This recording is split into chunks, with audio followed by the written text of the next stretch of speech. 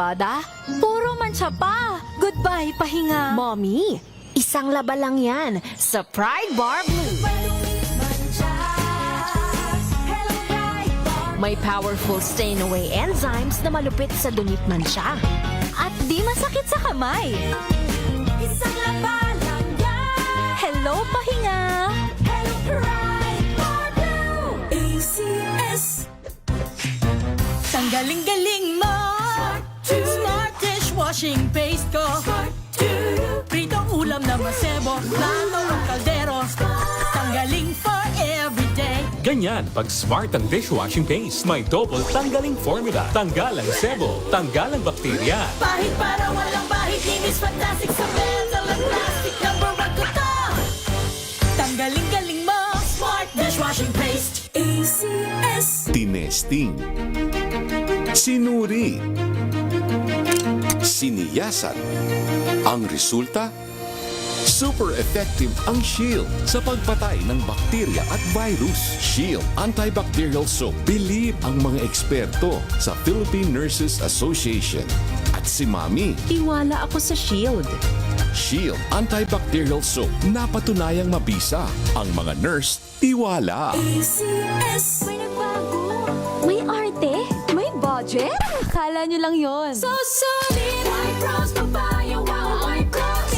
White rose papaya. Wow, white rose. White rose papaya. May glow up with white rose papaya. White Rose Papaya. May puti power times 2 kasi may papaya at niacinamide. May shea butter and tea tree oil pa. Kutis sulit ang glow up. Glow up with white rose papaya. White Rose Papaya. Kutis sulit ang glow up. ACS. Sa lahat ng bagay, simula pa lang, siguraduhing max protection na. Kasi pag kulang ang proteksyon, baka madaling masira. Sa ngipin, dapat may max protection din. Max sa halaga ng unique toothpaste. With Max Protect Formula, help stop cavities before they start, while keeping breath fresh. Try unique maximum fluoride protection. Para max alaga, max protektado. ACS. Galalala Falcon. Galalala Falcon. Ang bango ng sampayan. Tara na magsayawan. Kalafabcon, amoy nakaka-joyful! Sa puso ng kalikasan, natatangi ang prutas ng mangosteen. Ito ay nagtataglay ng antioxidant compounds na alpha, beta at gamma mangosteen. Ang MX3 capsule ay isang food supplement na gawa sa natural na mangosteen. Ito ay tested and proven to help avoid knee joint pain discomfort para iwas-iwas sa sakit with long-term supplementation 2 capsules daily. MX3 capsule, tunay, natural at original. Mahalagang paalala, ang MX3 capsule ay hindi gamot at hindi dapat gamiting panggamot sa anumang uri ng sakit. Curious ka ba sa maraming bagay? Kami na ang bahala dyan. Aalamin, tutuklasin at bibigyang linaw namin ang mga katanungang bumabagabag sa inyong isipan. Sa programa kung saan ang bawat sagot ay galing lamang sa mga eksperto. Ang Expert's Opinion, tuwing linggo alas 3 ng hapon, dito lang sa DZRH TV.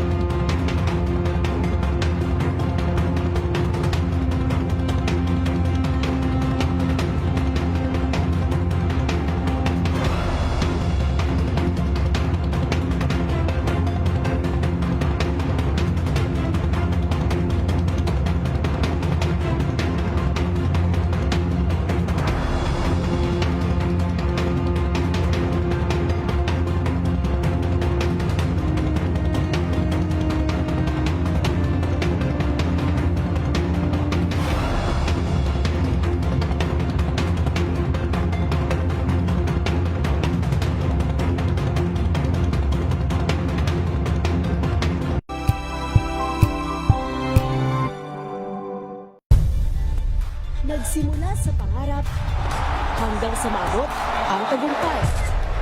Iba't ibang kwento, iba't ibang mukha ng atletang Pilipino. Mas pinatindi, mas pinalakas, at mas pinaaksyon sa Match Point tuwing Sabado, 12:30 ng tanghali sa DZRH TV.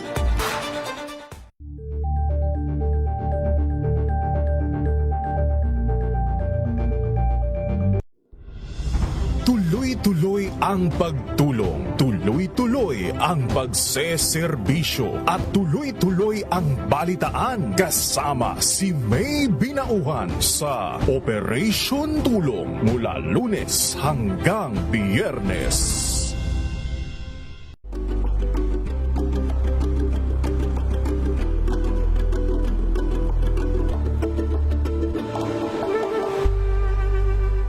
Maagang balitaan, maagang usapan sa mga issue at balita kasama si Kuya Angelo Palmones sa Magandang Umaga Pilipinas mula Lunes hanggang Biyernes.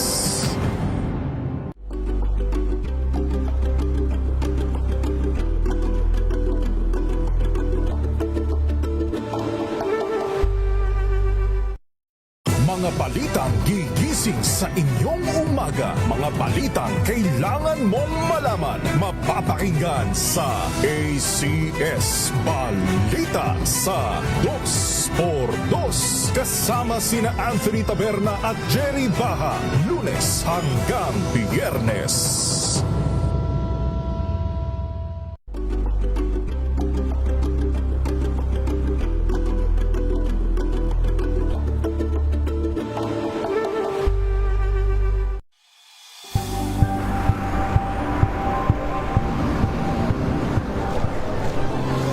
Mga eksperto.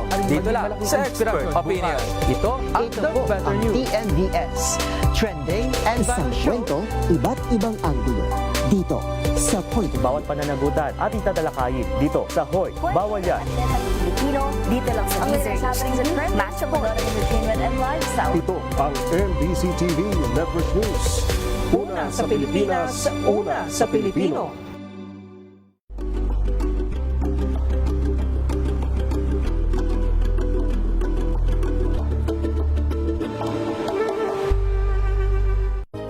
Na ang gandingan para sa kalikasan. Ang itinanghal bilang Best AM Radio Program Host ay si Lang tigil na impormasyon at tuloy-tuloy na reports kasama ang buong puwersa ng DZRH sa buong Pilipinas mula Luzon, Visayas at Mindanao. Lahat ng malalaking balita, maiinit at viral, hagip ng pinakamalawak na newscast sa buong Pilipinas. Rapido Hataw Balita. Rapido Hataw Balita. Kasama sina Ray Sibayan at Romel Fuertes. Rapido Hataw Balita. Mga malalaking balita, hahataw na!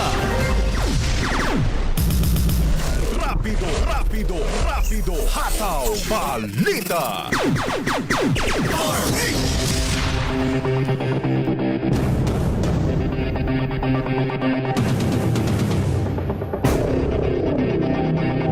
Ano pong headlines mga kaibigan sa Rapido Hataw Balita? Higit 10,000 miyembro daw po ng Iglesia ni Cristo nagrally sa EDSA bilang suporta daw kay Senador Rodante Marcoleta. Philippine National Police naka-full alert kasunod ng INC rally sa EDSA. Surprise INC rally, walang permit at koordinasyon ay naman sa NCRPO MMDA. Senate President Win Gatchalian dumipensa sa kaso laban kay Senador Marcoleta. May good news sa mga manggagawa sa Metro Manila. Aba, 85 pesos daw po na daily wage hike sa Metro Manila. Aprobado na raw po ng DOLE. Ipatutupad sa 2 bugso. Rapido, hataw, balita. Ano pong mga lingkod mga kaibigan, sina Ray Sibayan At Romel para Fuertes. sa DZRH, una sa Pilipinas. Una sa Pilipino. Sa ating mga balita, tinatayo pong nasa higit sa 10,000 katao ang dumagsa sa EDSA at Liwasong Bonifacio ngayong araw na ito para daw po sa isang kilos protesta. Sa monitoring ng pambansang pulisya, umabot sa higit sa 10,850 ang mga nagtipon-tipon sa dalawang nasabing lugar kanina pong umaga. Kinumpirma naman ng pamunuan ni Iglesia ni Cristo na sila ay nasa likod ng sorpresang rally ngayong araw ng Martes. Naglabas ng pahayag ang pagsuporta ang religious sect na Iglesia ni Cristo kay Senador Rodante Marcoleta sa kinakaharap nitong kasong plunder. Ayon kay INC spokesman Edwin Zabala, hindi sila tutol sa pagkutupad ng batas, ngunit tutol sila sa munoy pagbaluktot dito, lalo na kung ang layunin ay pagtatakip sa katiwalian. Kinwestiyon ng INC kung bakit si Marcoleta ang ngayong naharap sa kasong plunder sa halip ng mga taong inilantad sa investigasyon. Git ng INC, hindi dapat ituring na plunder ang pagtanggap ng campaign donation o campaign contribution, lalo't sinabi nilang nagmula ito sa mga sumusuporta sa kanyang kandidatura at wala umano nakitang paglabag ang COMELEC tungkol sa naturang reklamo. Naniniwala naman si Senador Rodante Marcoleta na nais daw po na administrasyon na patahimikan ng hanin ng minorya sa Senado sa issue naman ng flood control scandal at nalalapit na impeachment trial ni VP Sara Duterte. Ito po'y kasunod ng anunsyo ni Ombudsman Boying Rimulya na kakasuhan ng Flanders Sandigan Bayan ngayong linggo ang naturang senador.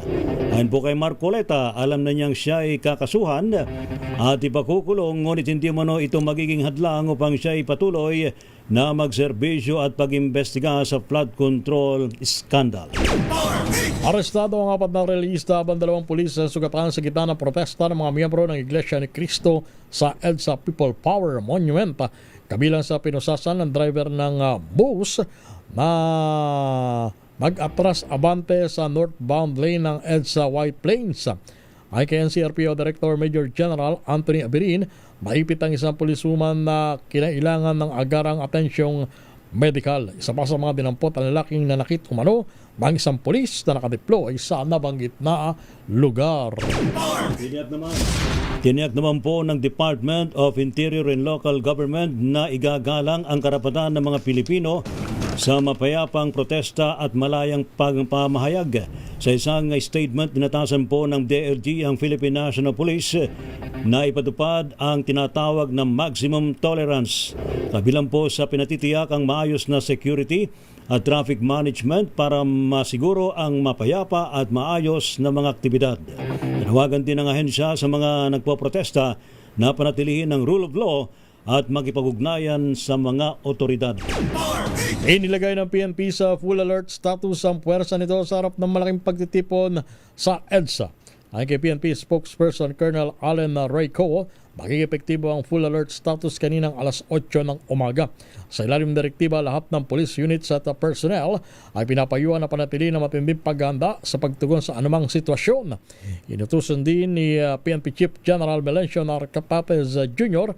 ang mga commander na magsagawa ng accounting o inventaryo ng kailang mga tauhan sa kada 3 oras hanggang sa bawiin ang full alert status.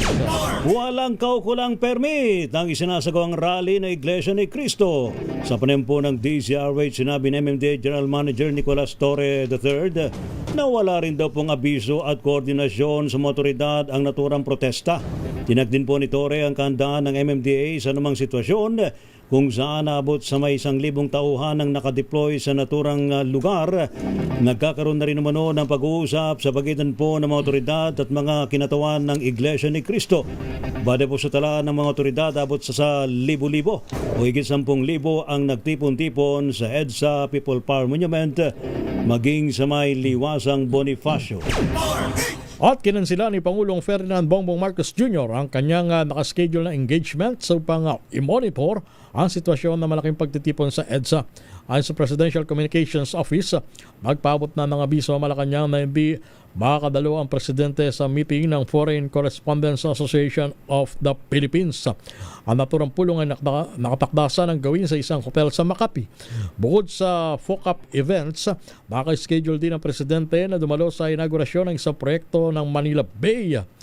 Sinabi na ni Palace Press Officer at PCO Undersecretary Claire Castro, mamahigpit na minomonitor ng Pangulo ang sitwasyon sa EDSA, lalo na sa mga kababayan na naapektuhan ng biglaang rally. Samantala, ipinahig naman ni NCRPO Director Major General Anthony Averin na nag-deploy na rin ng sapat na puwersa ng kapulisan sa paligid ng Malacanang. Ating alamin ang update dyan po sa may EDSA People Power Monument. Abay, sinasabi po na sa 1,200,000 na raw po ang mga tao doon. Ating alamin sa report ni RH15 Giselle Ricafort. Miss Giselle. Giselle. Lakay Ray, Lakay Romel, may git 12,000 katao na yung dumagsa sa pagkilos ng Iglesia ni Cristo dito sa EDSA People Power Monument sa Quezon City. Yung pagtanya galing kay NCRPO spokesperson Major Hazel Asilo na nagsabi na generally peaceful pa yung sitwasyon dito sa area ngayon. Bit-bit yung mga placard isinisigaw ng mga INC member na wag ikulong yung mga nag-iimbestiga sa katiwalian, yung mga kurakot ang kasuhan.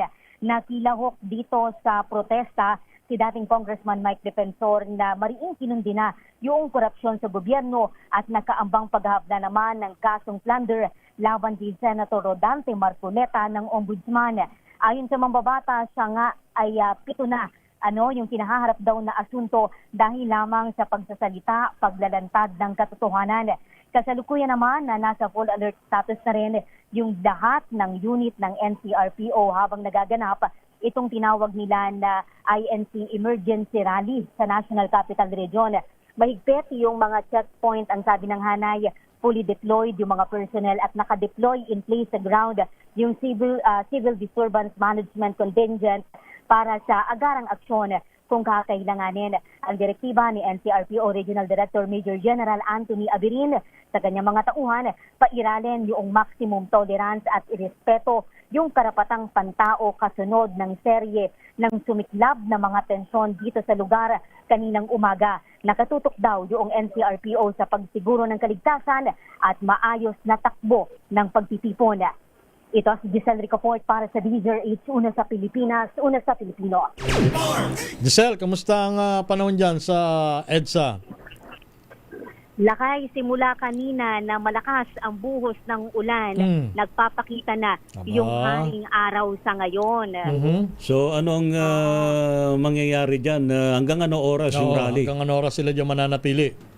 Actually, Lakay, tinatanong din natin yan sa NCRPO pero walang oras tayo na pinag-uusapan sapagkat ang una nga, wala silang schedule dito na programa, walang permit. Kaya ang binabanggit ay pakiusapan na lamang na wag nang maulit yung tensyon, yung gulo na sumiklab kanina kung saan 2 pulis nga yung nasugatan, 4 na mga religista yung pinusasan ng mga otoridad. Kahit naman Lakay, malakas yung buhos ng ulan dito kanina at ngayon ay may kainitan na yung panahon, hindi nagpapatinag yung mga miyembro ng Iglesia ni Cristo at sa katunayan, kung pagbabatayan nga yung tala ng NCRPO ay patuloy na kumakapal yung bilang ng mga demonstradora. Sino bang nagsalita dyan sa entablado? Meron bang mga politiko o kilalang personalidad na nagtungo dyan? Si dating Congressman Mike Defensor, katatapos lamang na magsalita, Lakay Ray, Lakay Romel. Yung binabanggit ko nga kanina at yung kanya ding palaging binabanggit sa harap ng media, yung mariing pagkundina sa malawakang korupsyon. Lagi siyang di ba? Lagi siyang present sa mga ganyang malalaking pagtitipon. Correct. Di ba? Oo. Correct Lakay Romel. Kahit noong nakocover din natin siya sa labas ng Senate kapag ang 18 na Maleta Boys ay naroroon sa mataas na kapulungan. Well, aminado naman siya, inaamin naman yan na siya ay tumutulong doon sa 18 na dating nagpakilala na dating bodyguard nga ng resigned Congressman Saldico sapagkat yung layon daw noon, ang binabanggit nila ay yung paglalantad ng katotohanan. Nandiyan ba yung Maleta Boys? Wala Wala. tayong wala naman Lakay Romel tayong impormasyon na ganyan. Nung linggo, 'di ba, nagkaroon din ng kaparehong pagtitipon. Andun din ba siya? Parang nandun din yata. Although sinasabi ng mga organizer na hindi siya welcome. Saan pagtitipon yun nung linggo? Dito sa may sa may EDSA. Akala ko sa UP. Ay, hindi siya welcome doon. Hindi siya welcome doon. Hindi ba, Giselle? Sa UP pala. Ay, sa EDSA rin. Sa EDSA din. Ayan. Yan lang muna Lakay yung Pero sandali, anong basa rito ng mga otoridad? Meron ba silang sinasabi? Meron sinasabi na meron daw pag-uusap between itong mga nagpoprotesta sa mga otoridad. Until what time? Kasi walang permit, di ba? Oh. Yes, wala pang at may mga ano pa nga Lakay, may mga unverified of course na mga report na kung hanggang kailan tatakbo itong pagtitipon. Pero inaantay pa natin syempre yung confirmation diyan ng mga otoridad. Parang ito yung sumasakit yata ulo dyan ni General Torre. Talaga. Katulad niya, since binanggit nila na walang permit yung pagtitipon na yan, ayoko namang isipin na papaano niyang ipapadisperse siya? Napakarami niyan, di ba? Paano ipapahatak yung mga bus dyan na marami? Ha? Kanina Lakay ang binabanggit ni NCRPO spokesperson Major Hazel Asiluano, mismo ang Department of the Interior and Local Government yung nagbaba ng direktiba na kahit walang permit yung grupo ng INC na nagkikilos protesta ngayon, huwag silang bubuwagin at hayaan na makapagpahayag ng kanilang saloobin. Basta't ang kanilang usapan manatiling mapayapa, walang kaguluhan dito sa kanilang malawakan na pagtitipon. Paano naman sasagutin ng mga nag-rally yung mga nainis kanina umaga, yung mga papasok sa trabaho? Yung mga naabala, di ba? Na dapat ang pasok alas 8, alas 9, nakarating ng pasado alauna. Sasagutin ba nila sa mga boss nila yun? Di ba? Yun. Lakay. Yan ang problema, Giselle, pag walang official na abiso. Di ba? Dapat may koordinasyon. Kasi katulad niyan, kung halimbawa nagkaroon ng abiso, at least yung mga employer makakagawa ng adjustment. Yes. May mga empleyado mismo. Isa pa yun. Kaya nga, bukod Lakay kasi sa mga tayo na simpleng mga Juan de la Cruz. Tayo lumalaban ng patas sa buhay. Correct. Mismong ang mga otoridad ay aminado na nagkaroon talaga ng gulatan. Wala silang ideya na biglaan na nagkasa ng pagkilos ang Iglesia ni Cristo sa EDSA People Power Monument. Pero ang ginigiit ng NCRPO, wala namang kapabayaan o negligence na nangyari sapagkat nung oras na kanilang nabalitaan na meron ngang pagtitipon ay agad sila na naglatag ng security coverage para masiguro yung kaligtasan o yung kaayusan ng aktibidad Lakay. Alright. Ang isang tanong ko na lang, Miss Giselle, anong part dyan ng sarado? Sarado ba from Ortigas hanggang dun sa may Pitwason sa Cubao? O hanggang Santolan? Ang sarado Lakay ang parehas na linya ng White Plains Avenue. Hindi na dadaanan ng mga motorista, kaya't yung mga kalapit na kalsada, yung mga kalapit na kalye ay apektado rin. Yung budo, yung daloy ng mga sasakyan. I presume Ortigas, wala na dyan. Sarado na yun sa kapal ng tao. Hanggang doon sa may Boni Serrano. Correct Lakay. Talaga naman. Salamat, Miss Giselle. Salamat. Iyan muna ang sitwasyon sa EDSA People Power Monument. Ito si Giselle Rico Porta para sa DZRH, una sa Pilipinas, una sa Pilipino. Alam mo, Lakay, wala namang problema sa pagsasagawa ng mga rally. Wag lang makaperwisyo. Karapatan, malinaw na malinaw yan nakasad sa saligang batas. Provided na hindi tayo makakaabala doon sa iba nating mga kapabayan. Okay lang yan, magtipon kayo. Ay ako naman, para sa akin, walang hindi mababahiran ng pagdududa ang isang rally. Maliban na lang kung yan ay papayagan nyo na masawsawan ng mga politiko. Yun. Kasi may tumatayong politiko. Obviously. Sino ba yan si dating Congressman Mike Defensor, hindi ba? Pagka ganyan, yung iba natin mga kababayan, mag-iisip, maghihinala na, bakit nandyan yan? Akala ba natin non-partisan yan? Ba purely Iglesia ni Cristo na pagtitipon? Yes. Pati tuloy ang buong image ng INC, baka madamay. kung papayagan nila na sumausaw yung mga politiko na katulad ni Mike Defensor. Pwede naman siyang magpatawag ng kanyang sariling pagkilos, hindi ba? Nang hindi sumasabay sa mga ganyang religious activity. Ayan. Chill ka lang, partner. Okay. Samantala, ito, meron muna tayo update mula kay Edwin Duque, ha? Mga rallyista, otoridad, bagya daw nagkatensyon sa bahagi ng EDSA southbound. Ano ba nangyari dyan, Edwin Duque? Edwin? Henry, 2 beses Ray. Ray. Si Ray na yan. At saka si Ray. Si Romel. Si Go ahead, Romel. Edwin. 2 beses na tanggang buwagin ng PNP itong southbound ng EDSA dito sa tapat mismo ng EDSA Shrine kung saan ay may nagaganap ding programa sa kabila. Pero 2 beses na nabigo na buwagin dahil hindi pumayag, hindi tinanggal yung concrete barrier ng mga nakaaba. Kaya yung EDSA carousel lang ang tanging nadadaanan at medyo natigil pa ng halos kalating oras dahil doon sa mga concrete barrier na naitulak doon sa loob. At nagkaroon ng tulakan kanina, may 2 pulis na napahiga doon sa dahil nahirapan sa makalabas doon sa concrete barrier at sinisigaw na tahimik yung sinasagawang pagtitipon, pero nung pumasok nga yung kapulisan para paalisin, doon nagkaroon ng aberya tulakan. 2 beses to, pero itong pangatlo at nagpahinga na yung kapulisan, umalis muna doon sa lugar at yung iba medyo pagod na rin, yung iba wala pa raw kain.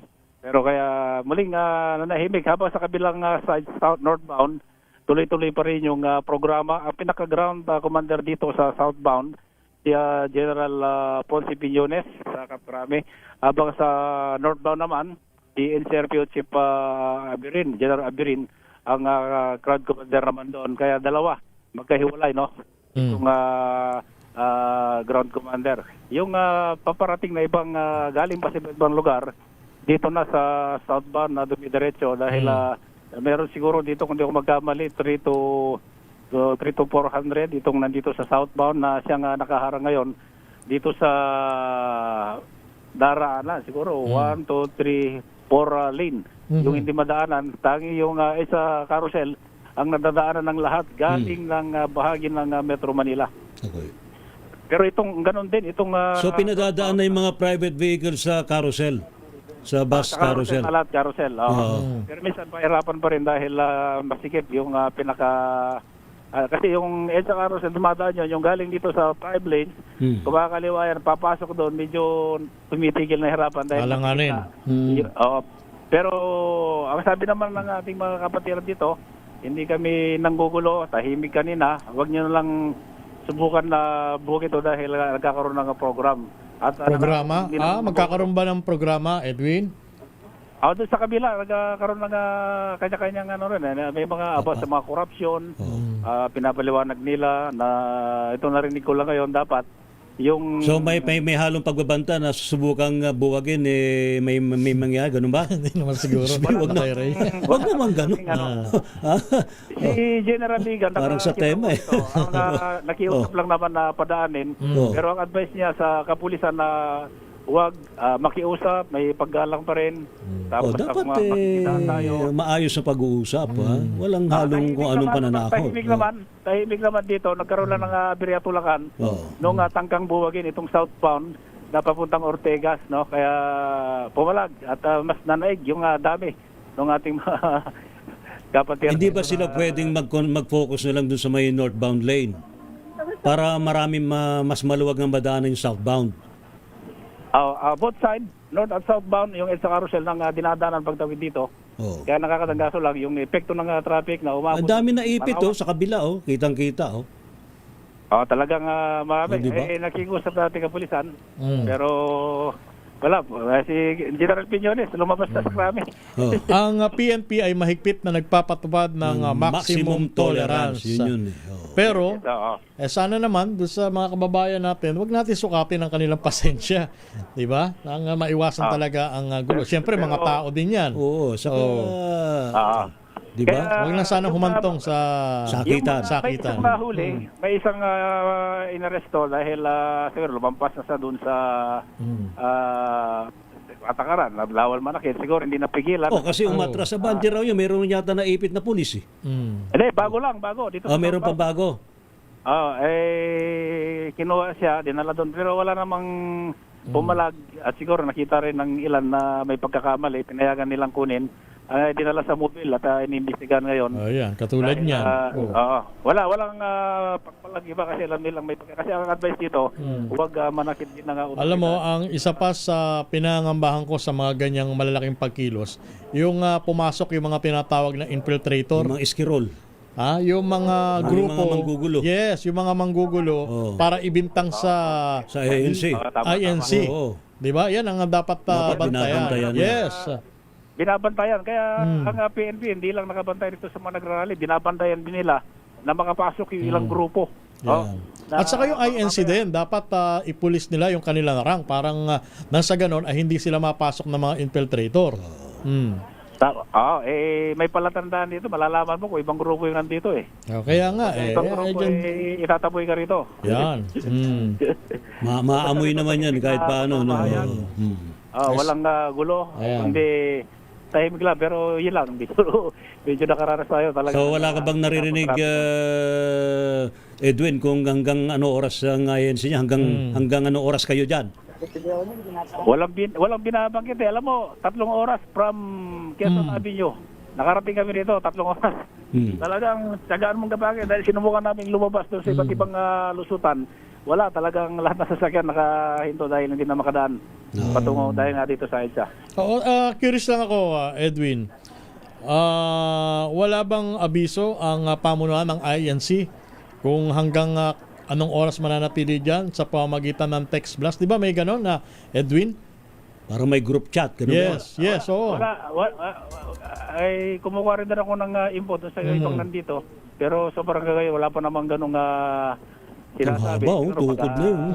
Ano to, Main Avenue, Saan lugar to, ha? Wow. Grabing traffic dyan sa lugar na yan. Buong EDSA part ng Quezon City from Quezon Avenue hanggang doon sa may papuntang Makati, papunta naman dito. Yan medyo tukod na. Takin mo yan, sa may VB Sullivan, hindi na gumagalaw. Ha? Yun nga, sana man lang yung southbound, ma-clear na yan, mag-focus na lang sila sa kabila. Kumbaga, yung southbound, ibigay na nila sa mga motorista. Ibigay na lang, kawawa naman yung mga naipit dyan eh. Puno na doon sa northbound eh. Yung iba na dumarating, dito rin sila sa southbound naka-park. Pwede naman magsiksikan siguro sa northbound. Para may madaanan naman sa kabila. Ha?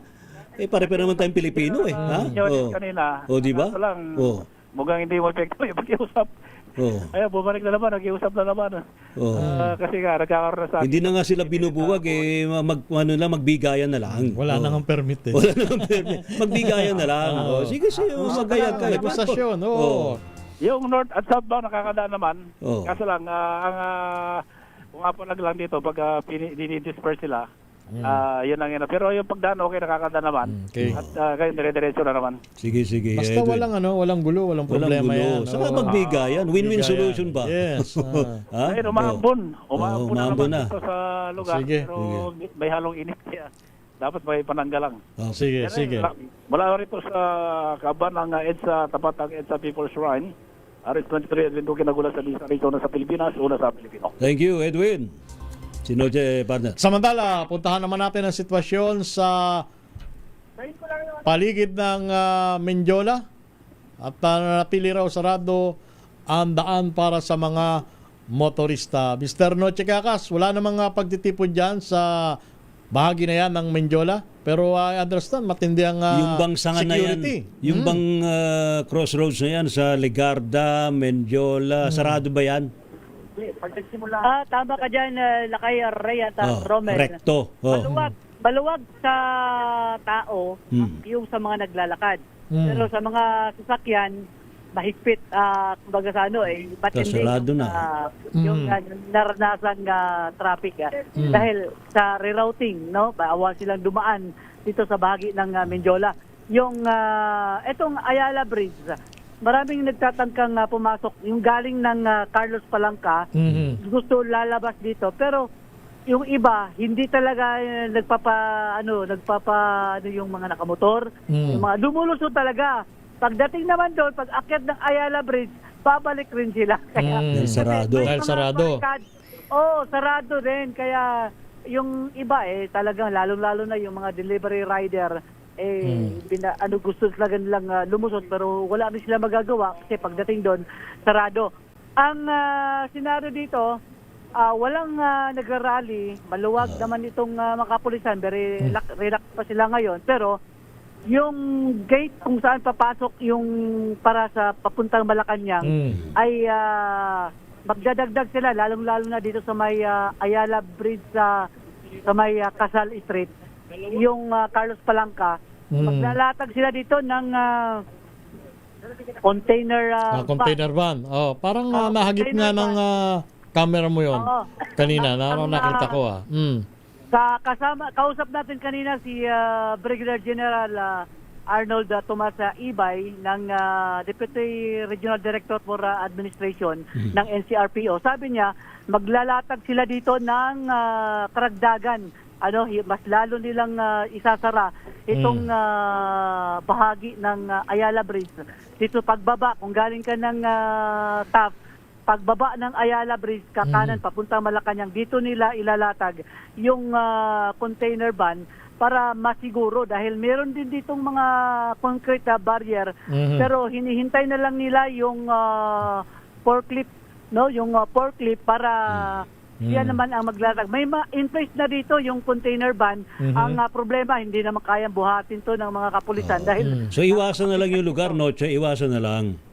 Oo, dapat na iwasan na lang para hindi matrap. Lalong-lalo na yung mga nanggagaling ng Quiapo, dumaan ng Carlos Palanca, akala nila siguro makakalusot sila pero hindi, bawal pa rin pumasok, mas lalong naghigpit ang mga kapulisan, lalong-lalo na yung mga NCRPO personnel dahil nandito yung Malacanang Palace kung saan ay naka-full alert pa rin yung kapulisan natin. Kaya doon sa mga motorista na nagtatangka na pasukin itong Menjola, huwag nang pasukin. Magtatangka. Huwag nyo nang tangkahin. Huwag na nila tangkahin. Alam mo naman nakasara, papasukin mo pa. Pagka pinuwersa mo yung mga ganyan, alam mo na kung anong motibo.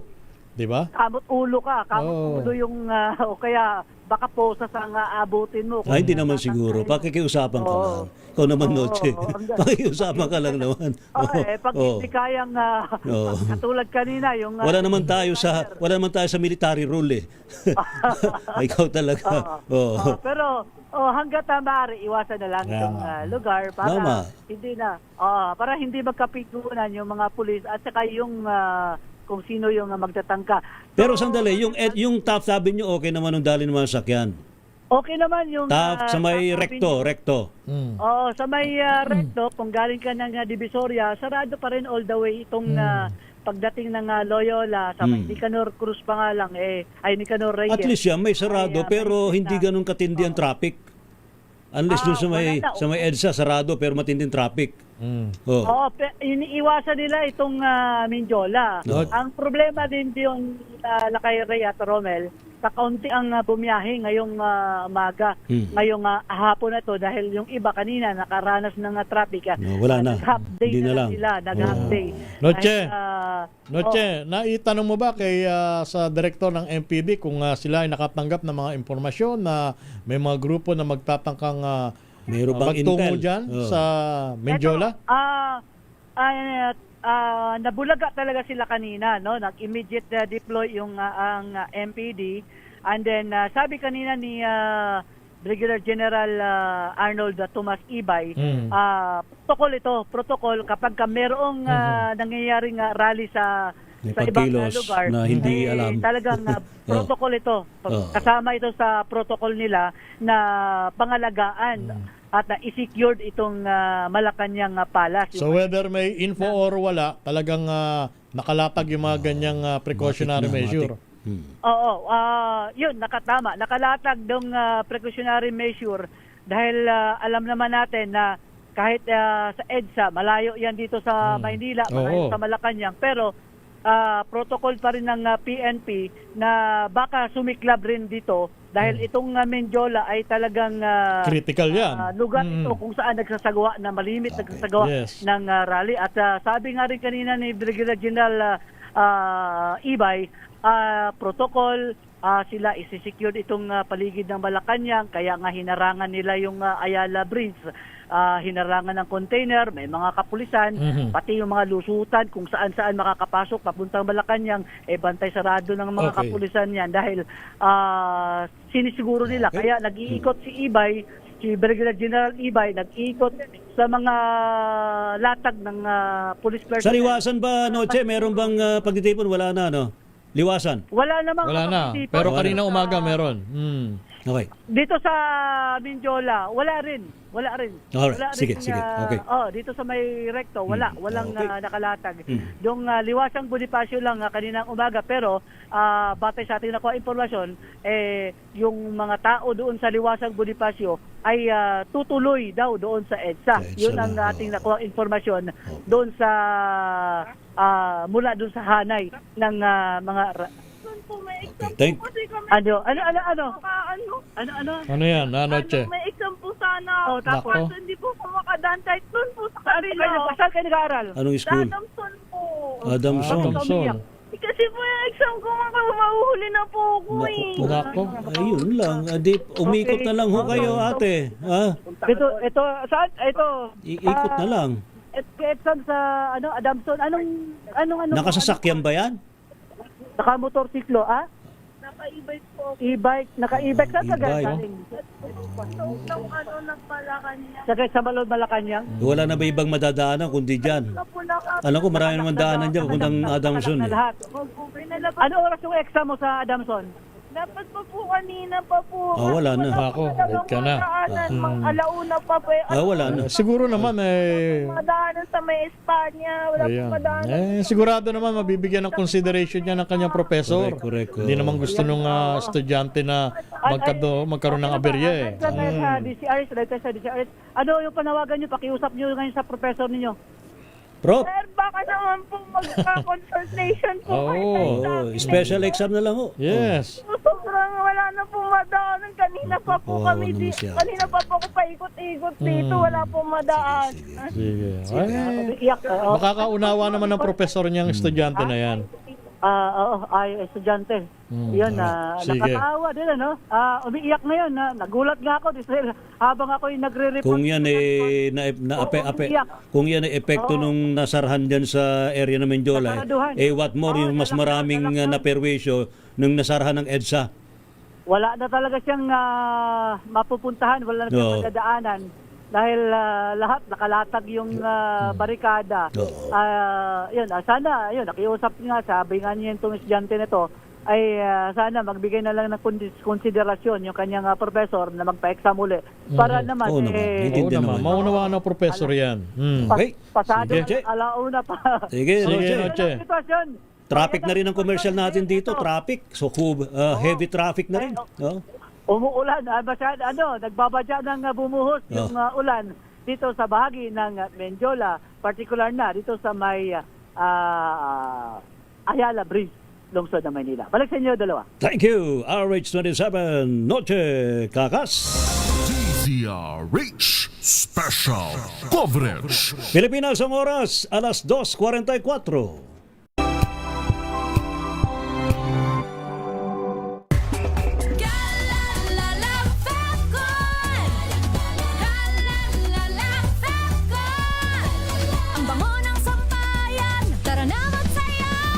Fabcon, amoy nakaka-joyful!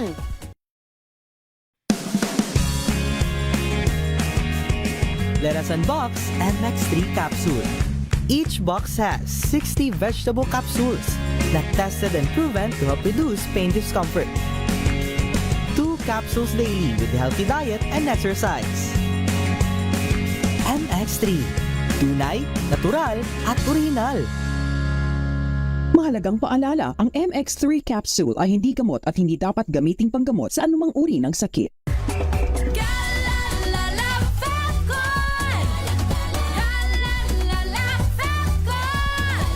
Ang bango ng sampayan, tara na Falcon, amoy nakaka-joyful.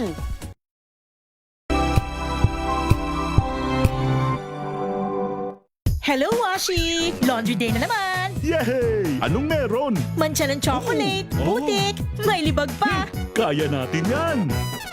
With Pride Washing Machine Detergent, may triple stain-away formula. Tanggal ang makapit, madikit, at madupit na dumit mancha. Kaya easy-easy ang labada. Mula noon hanggang ngayon! All you need is pride. All you need is pride. ACS. Jiggy Manikad po.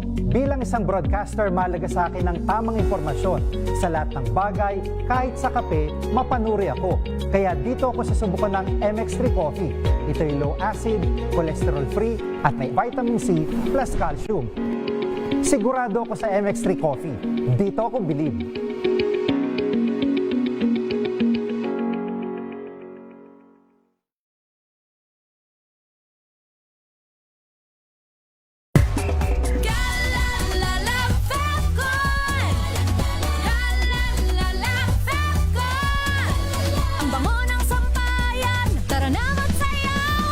Falcon, amoy nakaka-joyful.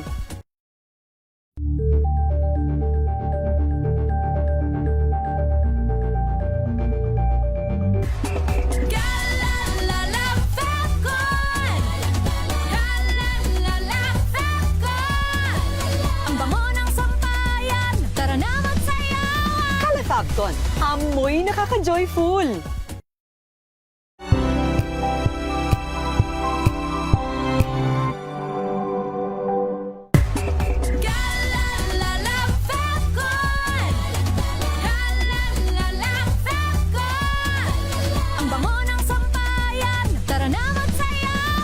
Falcon, amoy nakaka-joyful.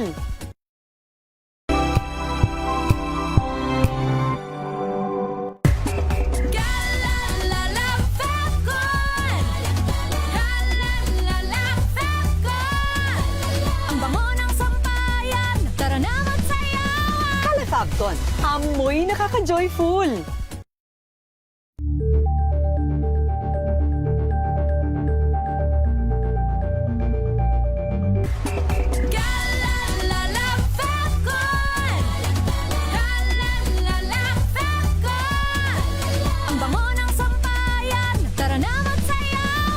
Falcon, amoy nakaka-joyful.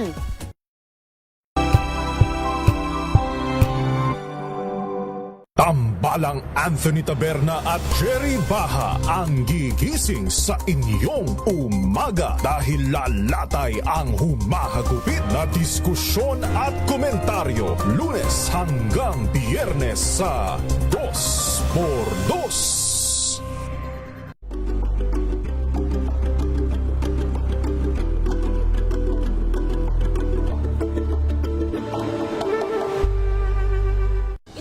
Ng naitalang 17 individual na ang kanilang naaresto. Metro Manila Development Authority o MMDA ang No Contact Apprehension Policy o NCAP sa Metro Manila. Sa ang ilang mga dokumento ay peke. Hindi rin legal ang employment na ipinangako sa kanila.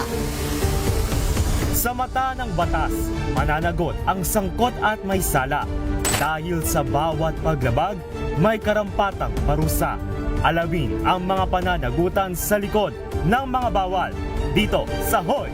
Bawal yan, tuwing Sabado, alas 11:30 ng umaga. Dito lang sa DZRH TV.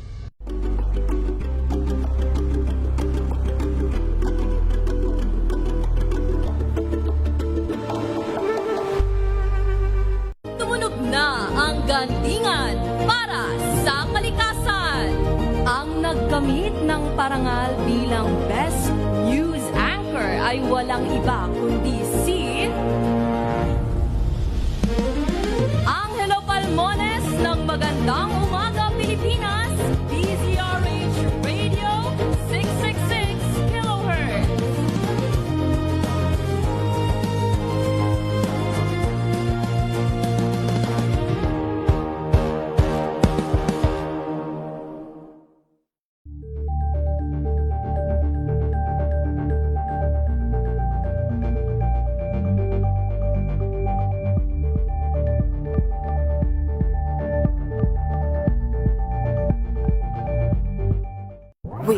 got you covered. From the hottest hits, exclusive interviews, kilig to the bones fan meet experience, and hataw performances of your favorite stars. Saturdays, 12 noon, dito lang sa DZRH TV.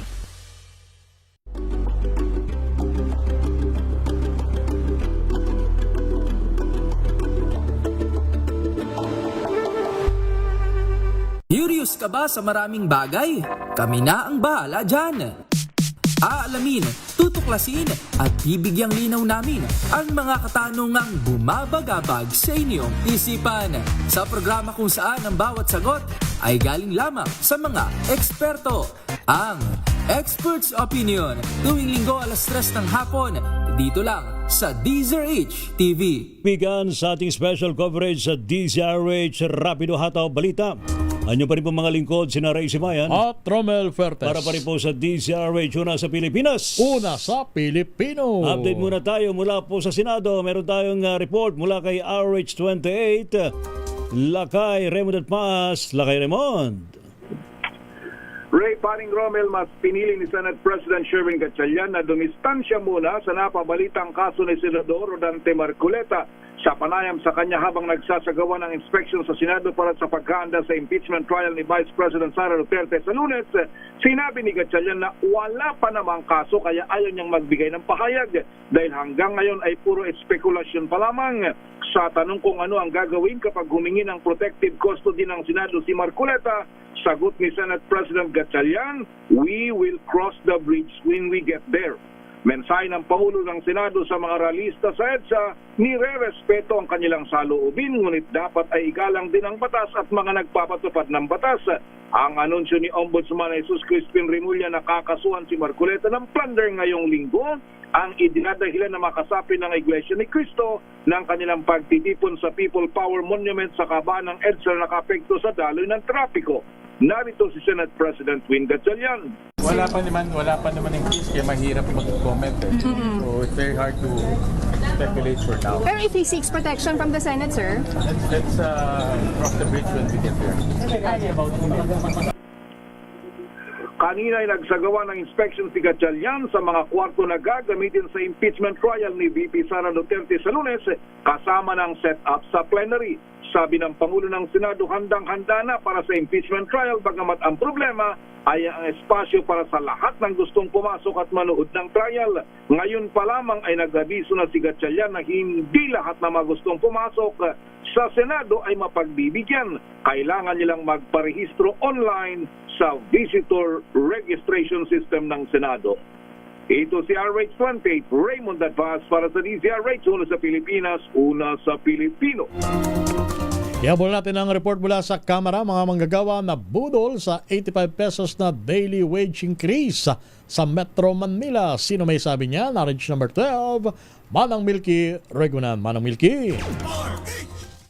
Romel at Ray, barya na nga installment pa. Reaksyon to ni Representative Ellie San Fernando ng Kamanggagawa Party List sa anunsyo ng Department of Labor and Employment na 85 pesos na daily wage increase sa National Capital Region. Ang kay San Fernando, barya naman ang ibinigay sa mga manggagawa sa kabila ng pagyayabang umano ng DOLE na ito na ang pinakamalaking wage increase na matatanggap ng mga manggagawa sa Metro Manila. Binatikos ni San Fernando ang installment na pagbibigay umento sa sahod kung saan 60 pesos ang matatanggap sa July 19 at 25 pesos sa January 2027. Narito si Representative Ellie San Fernando ng Kamanggagawa Party List.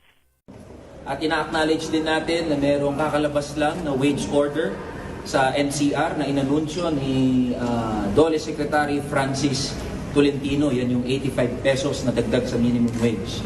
At ang aming posisyon dito, barya na naman. Yung 85, hindi na nga ibibigay ng buo, installment pa. 60 pesos ngayong Hulyo at yung natitirang 25 pesos sa January 2027 pa. So ito mismo yung binabanggit ng mga manggagawa na hindi na talaga tumutugon yung current wage setting mechanism natin sa pamamagitan ng mga regional wage board doon sa pangangailangan ng mga manggagawa. Igit pa ni San Fernando na dapat pagtibayin ng legislated wage hike kung saan isinusulong dito sa Kamara ang iba't ibang wage hike mula 200 pesos hanggang 1,200 pesos. Dagdag pa ni San Fernando, kailangan ng legislated wage hike dahil hindi nakatutugon ang mga Regional Wage Board sa sitwasyon ng mga manggagawa na dapat sana ay sahod na nakabubuhay. Ako si Milky Reguna nagulat para sa DZRH, una sa Pilipinas, una sa Pilipino. Thank you. Salamat, Milky. Samantala, nasa 500 po mga pulis ang mula Central Luzon ang dineploy din po rito sa NCR. Kaugnay po nitong rally dyan po sa EDSA. Ating alamin sa report ni RH25, Grace Ansano. Grace. Ray Romel, aabot sa 500 mga kapulisan mula rito sa Central Luzon ang pinadala ngayon dyan sa bahagi ng Metro Manila para tumulong sa peace and order situation para nga sa crowd control. Ito ang pinahayag ng command center ng regional office sa Camp Olivas. Ayon nga sa mataas na opisyal ng Pro-3, kanina pang alas 6 ng umaga nang tumulak ang mga kinatawan ng pulis mula sa iba't ibang mga provincial director, gayon din ang mobile force at inaasahan nga ang ginagawang ito ay makakatulong para nga sa crowd control ng nangyayaring kilos protesta ngayon ng grupo ng INC. Yan ang ating live report. Ito si RH25, Grace Vera Sansano, una sa Pilipinas, una sa Pilipino. Maraming salamat, Grace Sansano. Samantala, meron tayong update mula kay Val Gonzales. Abay, nag-I am sorry daw. Yung PNP. PNP, ha? Mismo pang PNP kanina ang sila nag-sorry. sorry sa mga relista ba? Sa mga motorista, sa mga naperwisyo sa mga ng rally. naabala na idinulot na rally sa EDSA. Bakit sila magsusorry? Hindi naman nila kagustuhan in the first place. At saka walang abiso sa kanila. Yes. Kasi kung merong abiso sa kanila, mapaghahandaan nila yan, hindi ba? At magiging minimal lang kung sakali ang abalang may dudulot. Sige, okay na ba si Val Gonzales? Ayan. Val Gonzales, sa detalye, Val. Good, Val. Colonel Ray, humihingi ngayon ng pamangkin ng Philippine National Police sa publiko dahil sa aberya at abala at trapikong dulot ng isinasagawang kilos protesta dito sa kaban ng EDSA. Ayon kay PNP Public Information Office Chief Police Colonel Allen Reyco, ginagawa ng PNP ang lahat ng kinakailangang hakbang upang mapanatili ang kapayapaan at kaayusan at maibalik sa normal ang daloy ng trapiko. Nakikiusap din ang PNP sa mga kalahok sa kilos protesta na wag nang idamay ang mga motorista at iba pang mga mamamayang wala namang kinalaman sa aktibidad sa pamamagitan ng pagharang sa mga pangunahing lansangan. Ayon kay Ko, alinsunod sa direktiba ni PNP Chief Police General Jose Melencio Nartates Jr., magdaragdag pa ng mga pulis sa mga lugar na nangangailangan ng mas maigpit na seguridad kasabay ng maigpit na pagpapatupad ng maximum tolerance.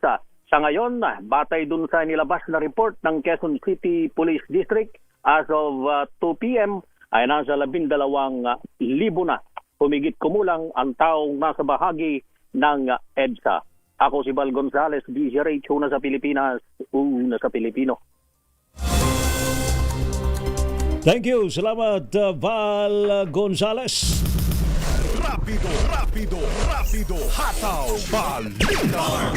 Salamat to sa matumutok po sa ating special coverage, pero tuloy-tuloy pa rin. Tayo sa ating special coverage tungkol sa malaking pagtitipon ng INC members sa EDSA. Ayan. At panalangin natin, huwag sanang mabayiran ng pensyon. Huwag gumantong sa gulo. At kaguluhan. Ayan, ha. Saka pakiusap naman, sana pagbigyan naman natin ng ating mga kababayan na makadaan naman na kahit paano dyan sa kaban ng EDSA. Ha? At doon naman sa mga politiko, huwag na kayong sumausaw. Huwag na, oo. Pabayaan yung mga kapatiran natin na nababahiran tuloy, ha? Yes, at bayaan natin yung kapatiran natin na magsagawa ng malayang pamamahayag. Ayan. Salamat po sa ating mga kasamaan dito sa DZRH News Team. Ano po mga lingkod, mga kaibigan, sina Ray Simayan at Romel Ferdes para sa DZRH, una sa Pilipinas, una sa Pilipino. Pilipinas ang oras 1 minuto bago sumapit ang alas 3 ng hapon.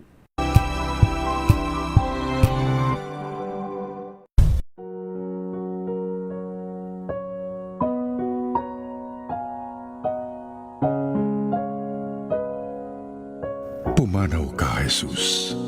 Subalit ang bukal ng buhay ay